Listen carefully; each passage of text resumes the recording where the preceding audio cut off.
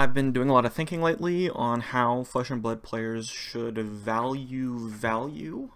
I think a lot of people don't really think about it as much as maybe they could be, especially new players, players who are maybe playing on a budget, maybe you're a college student, and just don't really have the money to spend on cards. And I think there's like a more methodical way to think about where you spend your money in your deck. First card I really want to talk about in this context is Final Spring Tunic. This card is pretty expensive. It's $100 for, the least expensive one, which is kind of crazy, but I think this card is very good, but I think it is slightly overvalued in a lot of decks. Let's just assume you're playing my Budget of Azalea deck, which I've talked about it in another video. This deck starts on Blossom of Spring, which is $1.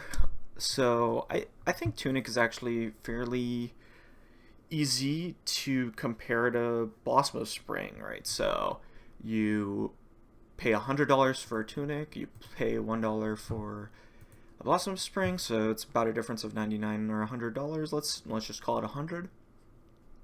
And for $100, you get an energy every 3 turns, and you get 1 block.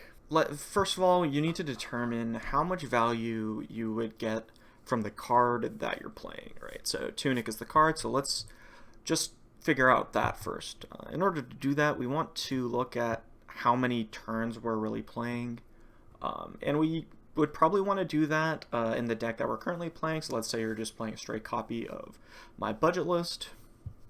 It's about 6 turns, which means we really get, if we put Tunic straight into this deck, we would probably get around 2 activations on average out of our Tunic. So that means if you count each energy as 1 value, which I don't know that you really can in this deck, but let's just call it 1 value for now.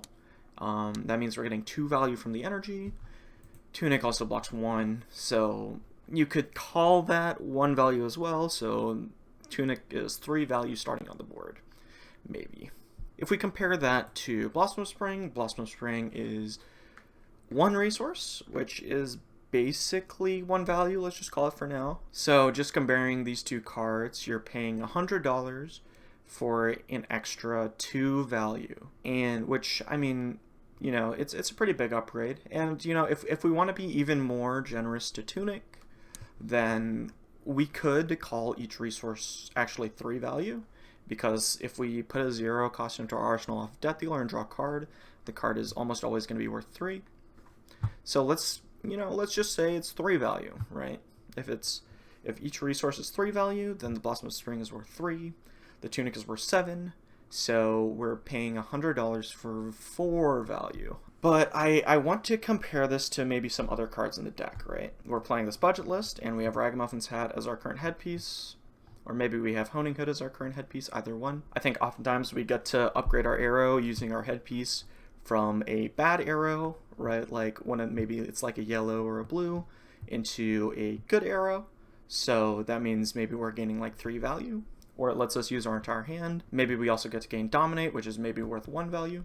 So I think maximum we're gaining like, 4 value off this. Let's just call Rags 3 value for now. And in our Toon deck, we are running Skullbone Crosswrap, and Skullbone Crosswrap gives us 1 opt per turn and 1 block. So Skullbone Crosswrap represents maybe 1 value per turn. You could value the opt at 1 value per turn. So if we're doing that same thing where we're gonna replace Ragmuffin's Hat with Skullbone Crosswrap in our list, and we take about 6 turns per game, that means that Skullbone Crosswrap is about 4 ops plus 1 block, so it's 5 value? Maybe 6 value, right? We block that 5 times in block 1, or we opt with it 5 times in block 1. The difference between Ragamuffins and Skullbone Crosswrap is maybe 3 value. We said that on maximum, Tunic is going to be about 4 value more than the Blossom of Spring, but really it's somewhere between 2 and 4, right? So really, the difference between Crosswrap and Ragmuffin's Hat and Tunic and Blossom of Spring is actually fairly close. Maybe tunic gives you one more point of value for game if you're going for the real max. But let's just look up Skullbone Cross Wrap. This card is about $40, right? So we paid about $100 for a $4 value with tunic, but for cross wrap we're paying $40 for about like a 3 value increase, which is I mean, in my opinion, this is way more value for your money, just because I mean you're paying $40 for 3 value instead of $100 for 4. There's obviously a lot more to be said about that, right? Like tunic can go in a lot of other decks. Maybe you want to play other decks, but you know, this is a way to start thinking methodically about how you want to upgrade your deck and how you want to spend your money. I think in a lot of other card games, you can't think about it as methodically because you are not using all your cards every single turn, and certain cards have way more value than other cards, right? And it's kind of ambiguous what value your cards are giving you. In Flesh and Blood, it is not ambiguous. Your cards give you very specific value. Talked about equipment, but I think there are some other cards that you definitely want to look at in this methodical manner. So, like, let's talk about Codex Frailty, right? Like, maybe you want to compare the tunic example, which was about, like, on maximum 4 value for $100. Maybe you want to talk about Codex of Frailty, right? So Codex of Frailty is about $80. And you can think about Codex of Frailty as opposed to what you would replace it with. So we're going to replace it with our worst arrow in our budget deck. Take your pick of any of the 1-cost arrows here. Probably Headshot, maybe the Sedation Shots. But let's just say we want to buy 1 Codex of Frailty. So we're spending $80 for this replacement. And Codex of Frailty gives you a Ponder, gets you an arrow, and then gives your opponent a Frailty. You can consider the Frailty to be maybe 1 value. At best, it's like 2 or 3. Maybe if you're playing against Dash.io, it's like 5 or 6, depending on the turn. But let's just think about it as 1 for now. And then the Ponder token in Azalea can sometimes be worth 3 if we don't have Skullbone Cross Wrap. If we already have the Cross Wrap, maybe it's worth 4. But let's just say it's worth 3. So Codex is worth 4 over any individual arrow in our deck, because Codex is any arrow in our deck, just with that extra stuff. Which is why Codex is actually fairly easy to determine the value of. So we're paying $80 for about 4 points of value. And you think about that against Tunic. Well, Tunic we said at the maximum it's going to be like 4 points of value, as opposed to Codex of Frailty. But Tunic is a card that we put in our equipment zone, and Codex of Frailty is a card that we're going to put in our deck. So how can we resolve this issue? How can we figure out exactly how much value we're gaining by buying a Codex? Well, we look at how many turns we're playing in the game. We're playing about 6 turns, which means, you know, in normal decks, we would be playing, we would see 24 cards in 6 turns. But in Azalea, we often get to see an extra card per hand. So maybe half our deck, we get to see half of our deck. There's 1 Codex of Frailty in our deck, and each draw has a 50% chance to be a Codex Frailty. So if we have 1 Codex and we're drawing 50% of our deck, we're drawing our Codex 50% of the time, which means that really this card is only worth 50% of the value of an equipment. We get to see Tunic all the time, and we get to see Codex of Frailty only half the time. So that means Codex of Frailty should be worth 50%, especially if we're only including 1 copy. So what does that mean? Well, we're spending $80 for 4 value, but really we're spending $80 for 2 value over any individual other card, because we are not seeing it every game. So, you know, we can count Tunic as being 4 value for $100, and Codex as being 2 value for $80, and Skullbone Cross Wrap as being about 3 value for $40. So, you know, that's a way to compare cards in deck to your equipment. And obviously you can do the same for, you know, the other cards in your deck, right? Like Red and Ledger over a card like Headshot, right? Red and Ledger, oftentimes you attack with it and your opponent is forced to block with cards that they don't want to block with. So you gain value there. You would just take how much value you think you would gain on an average Red and Ledger, and then compare that to how much damage you think a regular Headshot does. So that's 6 versus question mark, right? Like I would do the math yourself. This video is just to create a method for you on how to think about the cards that you should be putting in your deck. This isn't supposed to be me telling you like, oh, what the best cards, what the best way to upgrade your deck is. This is me giving you a way to determine how you should be upgrading your budget decks. Let's talk about a non-Azalea example. So I play a lot of Dorinthia. I was a budget Dorinthia player in Blitz for a while before I started really getting into the game. So Courage of Bladehold is a card that, you know, you play a lot in Blitz. It's about $8 for the white border. This card, if you maximize it, blocks for 2, and then it also gives you 2 resources on a turn, sometimes 3. You can count that as like 4 value, because we block for 2, then we attack with our sword twice, and then you can compare that to Tunic, which was an extra 4 value.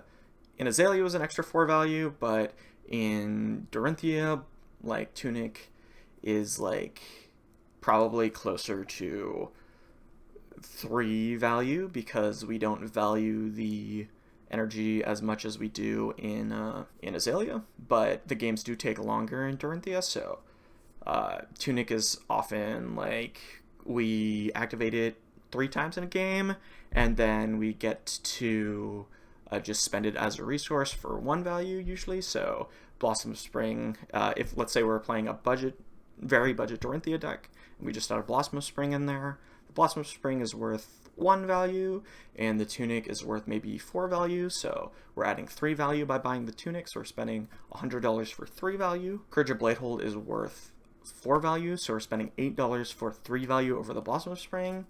And I do think Dorinthia probably wants to play, you know, some combination of Courage and Tunic, especially in Blitz. You would think, okay, so I could spend $100 to gain 3 value with Tunic, or I could spend $8 to gain 3 value with Courage of Bladehold. Obviously, Courage of Bladehold is the card that you want to choose there. But let's talk about a significantly more complicated card, Grains of Bloodspill. This card is not one where you can just like figure out how much value there is face up, right? So this card blocks for 2 and then 1, and then every single turn when your Dawnblade hits, you can pay 1 to make a Vigor token. That doesn't happen every single turn. It happens sometimes. So what I would do is I would play a deck with Grains of Bloodspill in it, and then I would calculate how many turns I paid into Grains of Bloodspill. So let's say on average, I paid into Grains of Bloodspill like 5 or 6 times. Let's just say like 6 times. I'm not going to play a game of Dorinthia in this meta, but you know, there are people who like Dorinthia. So let's say Grains of Bloodspill gave me 5 Vigor tokens, and then it gave me 2 block and then 1 block. So that's 8 value over the game, right? Because we weren't using those resources either way on the turn when we're pitching into the Vigor. So, you know, about 8 value. And so we're going from 1 value to 8 value, so we're gaining 7 value. And this card costs $45 for the Rainbow Foil. So what I would do is I would divide 45 by 7, which is about 6. So we're paying $6 per point of value. And then we said the Courage was about $8 for 3 value, so I would take $8 divided by 3. It's about 2.5. So we're paying a lot less for our per value. We're paying 2.5 for value. So here we're paying about 6.5 for our value with the Grains, and we're paying about 2.5 per value point with the Courage. So in my opinion, the Courage is a significantly better buy. It also helps that it costs $8 instead of $45, but you know. There's definitely some cards that don't really work under this methodology, so like Stormstriders, right?